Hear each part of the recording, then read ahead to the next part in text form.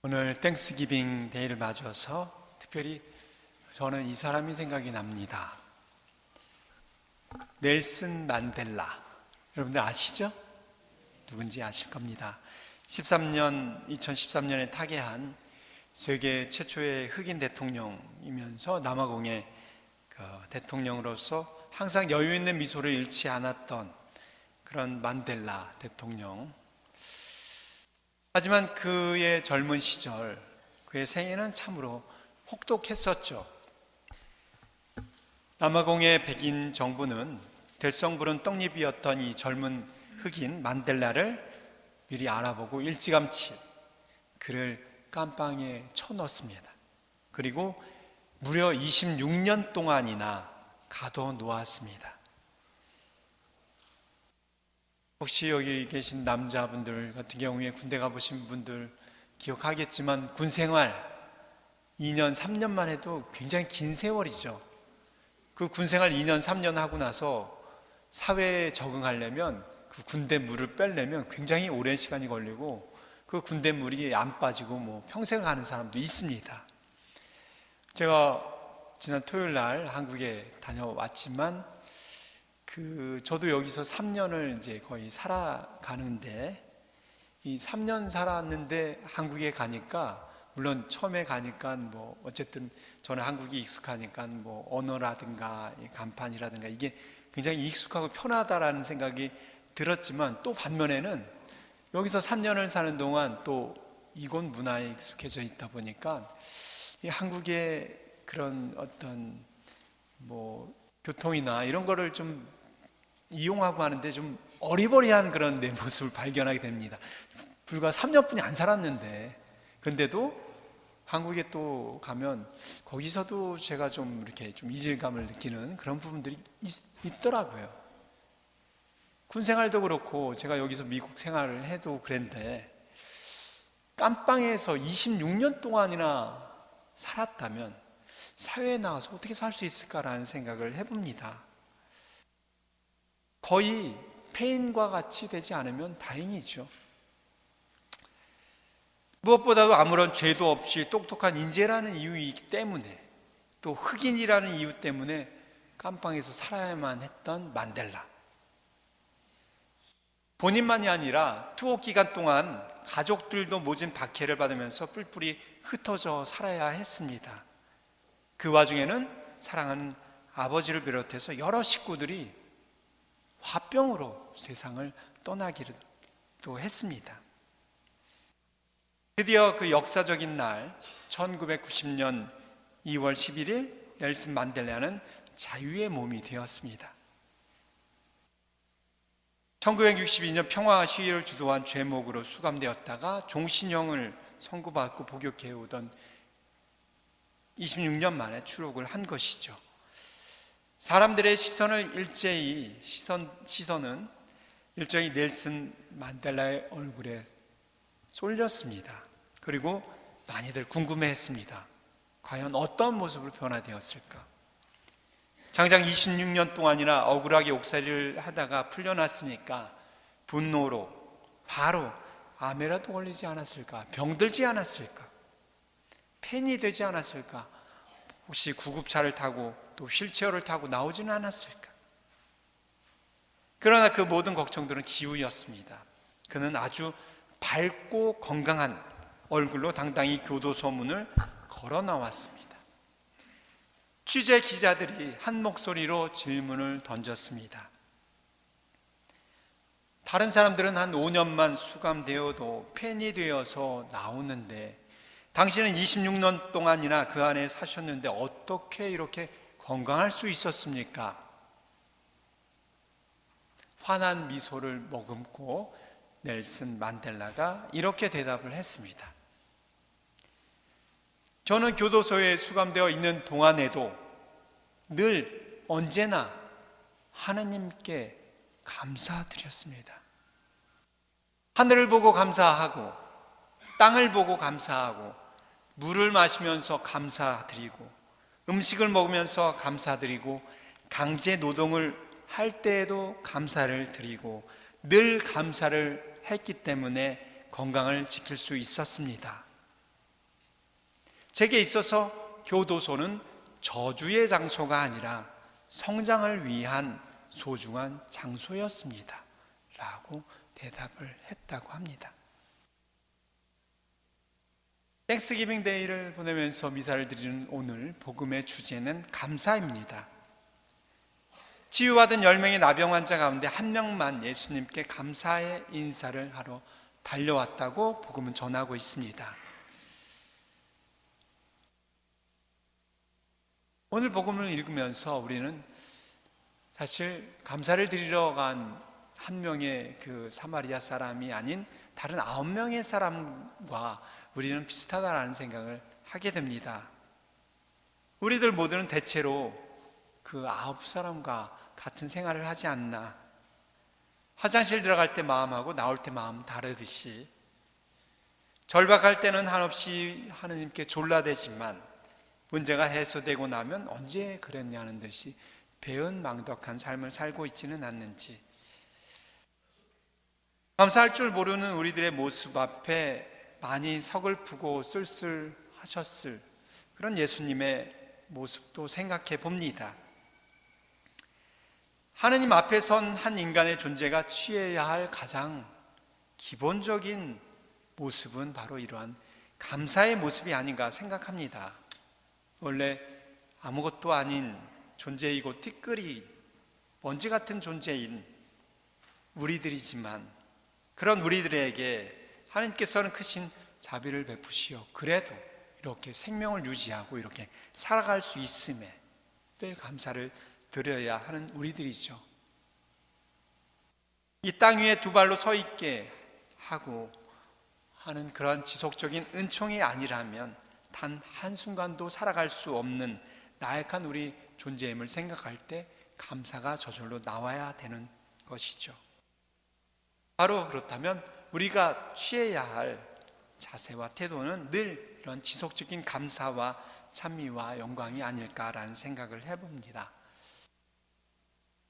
저는 한국에 들어가서 동창신부 모임을 하는데 사실 제가 이제 가끔 말씀드리지만 통풍이 아직 온 건 아니지만 지금 경고를 받아서 조심을 하고 있다고 말씀을 드렸는데, 동창 모임을 하는데 거의 반 가까운 숫자가 통풍에 걸려서 저랑 똑같은 아니면 저보다 더 심한 지금 약을 복용하고 있는 상황이더라고요.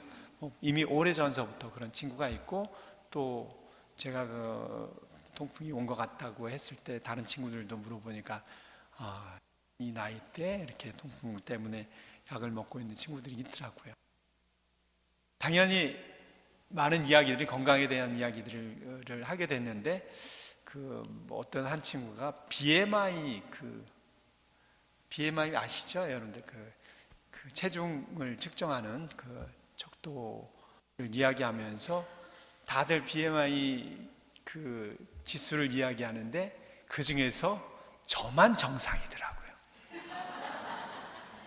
나머지는 다 과체중 내지는 고도 비만이었는데 저만 정상이더라고요. 저도 사실은 과체중에 있었는데 다행인지 불행인지 이 통풍이란 것을 맞게 될지 모르니까 조심하라고 해서 좀 음식을 조절하고 했더니 지금 정상 몸무게가 나온 겁니다. 어떻게 보면 통풍이 물론 아직은 안 왔지만 통풍 때문에 내가 몸을 조심하고 또 관리를 하고 노력하다 보니까 그래도 치수일지 모르지만 감사하게도 그런 결과가 나온 거라 생각합니다.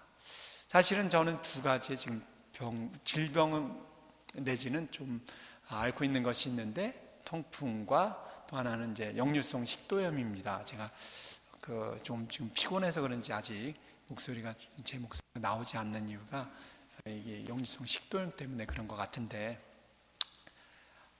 가만히 생각해 보았습니다. 왜 이 역류성 식도염이 왔나라고 생각해 보면 제가 제 몸을 관리하지 못했기 때문이죠. 과도한 음주라든가 또 음식 조절을 못했기 때문에. 사실 제가 몸이 많이 말랐지만 저도 저 나름대로 제 생각에는 좀 음식 욕심이 있다라고 생각을 합니다. 술 욕심도 있었고 음식 욕심도 있었고, 아마 그것 때문에 제가 이 질병을 얻게 된 거죠. 남을 탓하고 하나님을 탓하고 누굴 탓하겠습니까? 내 자신을 탓해야 되겠죠. 그런데 이번에 여행 한국에 가서 그 원인에 대해서 또 생각해 보니까 제가 음식을 먹을 때 좀 급하게 빨리 먹는 그런 어떤 음식 습관을 가지고 있더라고요. 식습관을. 어떤 친구가 나에게 신부님 너무 음식을 좀 개걸스럽게 좀 빠르게 먹습니다라는 이야기를 듣는 순간 창피하기도 했지만 사실 그게 또 제 모습이었더라고요. 그 어머니도 떠나오면서 음식 빨리 먹지 말라고 또 얘기를 하시는 걸 보면서 제 자신이 아마 이 영지성 식도염이 그런 어떤 이유에서이지 않을까라는 생각을 해보면서 그것은 뭐냐면 제가 음식 앞에 놓여진 그 부분 안에서 감사할 줄 모르고 먹었다라는 생각이 드는 거죠. 정말 이 밥이든 어떤 음식이든 이것이 차려진 부분에 대해서 정말 소중하게 생각하고 먹은 것이 아니라 내 허기진 배를 채우기에 급급한 그런 습관을 가지고 있었기 때문에 결국 내가 이런 어떤 질병에 걸린 것이 아닌가라는 생각을 하게 됐습니다. 그런 부분을 보면 정말 순간순간을 감사하면서 살아가는 것이 굉장히 중요하구나라는 생각을 다시 해보게 되는 것이죠. 우리는 우리에게 주어진 정말 기본적인 부분들에 대해서 너무 감사함을 모르고 살아갑니다. 나의 생명, 또 나에게 주어진 공기와 자연들, 또 나와 함께하고 있는 가장 기본적인 가족들이기 때문에 좀 무시해도 되고 내가 화를 내고 내가 아무렇게나 막 해도 된다고 생각할 수 있지만 사실은 오히려 더 그런 기본적인 그런 부분들에 대해서 더 감사함을 더 자주 느끼고 또 그것을 표현해야 하는데 그렇지 못한 것이 오히려 나를 이렇게 아프게 하고 힘들게 하고 한 것이 아닌가라는 생각을 해보게 됩니다. 그렇기 때문에 오늘 복음에서 예수님은 감사를 드리온 그 사마리아인에게 너는 구원받았다라고 이야기한 것이죠. 단순히 육체적인 병이 구원이 아니라 영적인 또 온전한 전체적인 부분에 구원을 얻었다라고 표현을 한 것이라 생각이 됩니다.